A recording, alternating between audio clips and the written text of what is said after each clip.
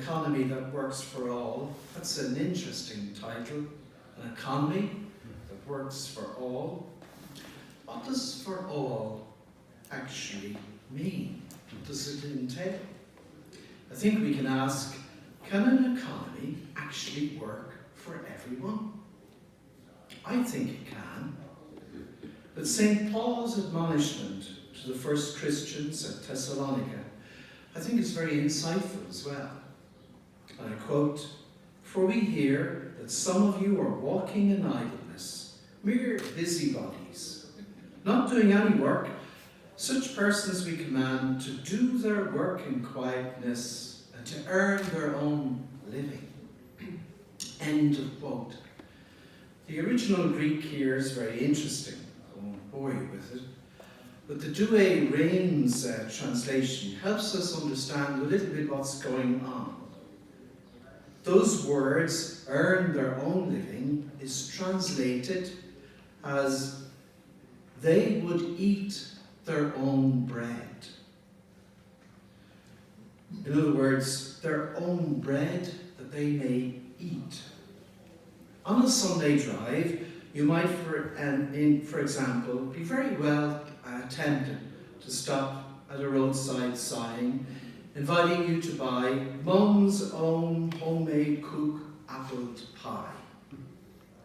This gets over the idea of what Paul is saying to the Christians at Thessalonica. At the idea, eat, estio in Greek, that they should eat their own bread, even in an economic or business sense. In other words, what sustains us as human beings is what we make, what we create. So fundamental to an idea of an economy working at all is a distinctive Christian concept of work, which is indicated in living the reality of the eating of their own bread of the first Christians. Indeed, St. Paul II, in his reflections on the nature of labour, outlines how there is a transitive and intransitive dimension of human action. A person's work obviously transforms material objects. That's the transitive nature objectively. But it also involves a process that takes place within each human individual, in each human being, in each conscious subject. And that's the intransitive nature of what work can do. So, human labour is actually constitutive of who I am as a person. I can become who I am through work. What St. Paul says, what St. Paul calls walking in idleness, or what we might call unemployment, has not just economic consequences, but it deconstructs who I am as a human person.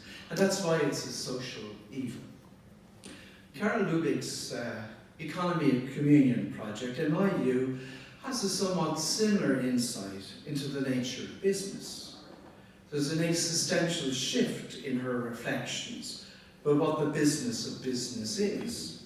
She pushes us back to the hidden roots of a more personalistic understanding in philosophical and economic thought, which reaches back even to the scholastics. In Lubich's perspective, the human person is not only free from, but is free for initiating a culture of love, and she sees this as fundamentally underlying economic relationships.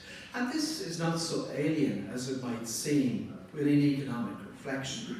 If, for example, if you take the British economist of the 19th century, Philip Wicksteed, he wrote the book, The Common Sense of Political Economy.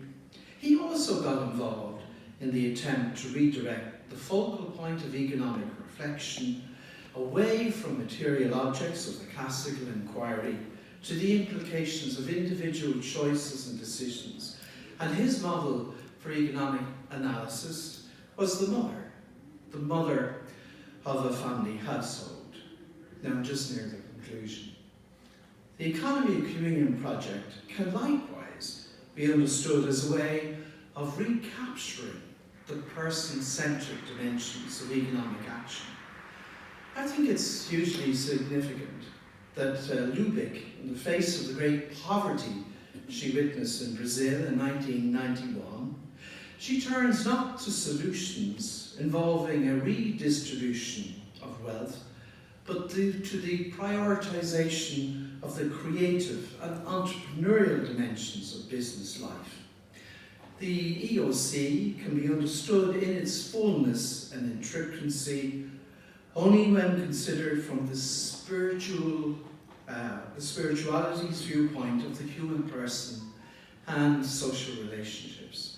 Now, Chiara Lubich, although not an expert in economics, she said, I quote, she says, "I thought that our people could set up firms and business enterprises so as to engage the capabilities and resources of all and to produce together.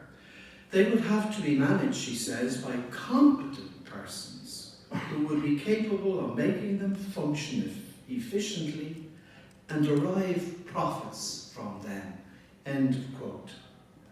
The American philosopher Michael Novak observed how we are indeed indebted to Max Weber's The Protestant Ethic and the Spirit of Capitalism for the insight into how cultural forces and the human spirit are essential to an understanding of an economy. But Novak argues that Weber's contribution constituted, he says, a near miss, because he seemed to view the economy in a purely mechanistic and calculative way. So, in other words, the missing link is human creativity and all that this entails, which is the heart of the free economic process.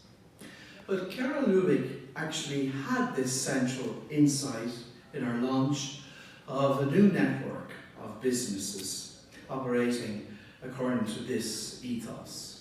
She recognized Peter Drucker's intuition that the ultimate resource in economic development is people.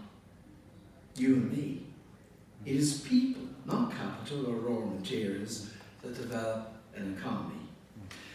And Chiara Lubich's schools for entrepreneurs are, I think, like small oases where people can come together, exercising judgment and making responsible decisions.